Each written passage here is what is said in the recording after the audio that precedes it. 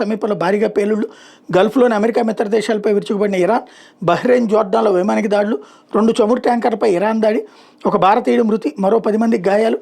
Iran దుశ్చర్యను ఖండించిన భారత విదేశాంగ శాఖ అన్నటువంటిది హైలైట్ చేశారు. అయితే బాబు అప్పుల పద్దు 3,59,157 కోట్లు, తాజాగా మరో 3,800 కోట్ల రుణం, సంపద సృష్టి లేదు, సంక్షేమానికి తూట్లు, సూపర్ సిక్స్లు, హామీలు, గాలికి నిత్యం చేబదుళ్ళు, ఓడిలతోనే పాలన అన్నటువంటిది హైలైట్ చేశారు. అయితే అసెంబ్లీ సెక్రటరీ జనరల్గా ప్రసన్న నియామకం చెల్లదు. హైకోర్టులో న్యాయవాది కనకలింగేశ్వర పిటిషన్.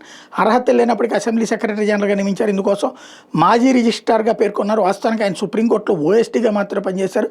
స్పందించిన హైకోర్టు గవర్నర్ కార్యదర్శి ప్రసన్న కుమార్లకి నోటీసులు అన్నటువంటి వార్తని హైలైట్ చేశారు. చట్టం నిర్దేశించిన అర్హతలు లేనప్పటికీ శాసనసభ సెక్రటరీ జనరల్గా సూర్యదేవర ప్రసన్న కుమార్ నియమించారని, ఏ అధికారంతో ఆయన పదవిలో కొనసాగుతున్నారు వివరణ కోరాలంటూ దాఖలైన కోవారెంట్ పిటిషన్ మీద హైకోర్టు స్పందించింది. వ్యవహారం మీద కౌంటర్లు దాఖలు చేయాలంటూ గవర్నర్ కార్యదర్శికి ప్రసన్న కుమార్కు హైకోర్టు నోటీసులు జారీ చేసింది. తదుపరి విచారణ 2 వారాలకు వాయిదా వేసింది. ఈ మేరకు న్యాయమూర్తి జస్టిస్ న్యాపతి విజయ్ మంగళవారం ఉత్తర్వులు జారీ చేశారు. న్యాయవాది వై కనకలింగేశ్వరరావు దాఖలు చేసిన ఈ కోవారెంట్ పిటిషన్ మీద జస్టిస్ విజయ్ మంగళవారం విచారణ జరిపారు. పిటిషన్ తరపు న్యాయవాది బి శశిభూషణరావు వాదనలు వినిపించారు.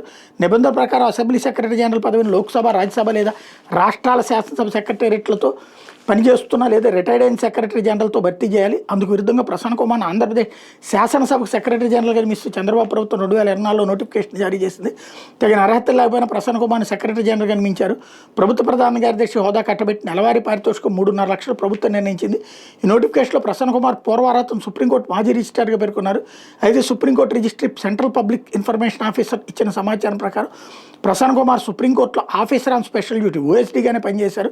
వాస్తవానికి ఆయన 1993లో న్యూఢిల్లీలోని న్యూస్ సర్వీసెస్ డివిజన్లో న్యూస్ రీడర్ కమ్ ట్రాన్స్లేటర్గా చేరి 2022లో స్వచ్ఛంద పదవి విరమణ తీసుకున్నారు.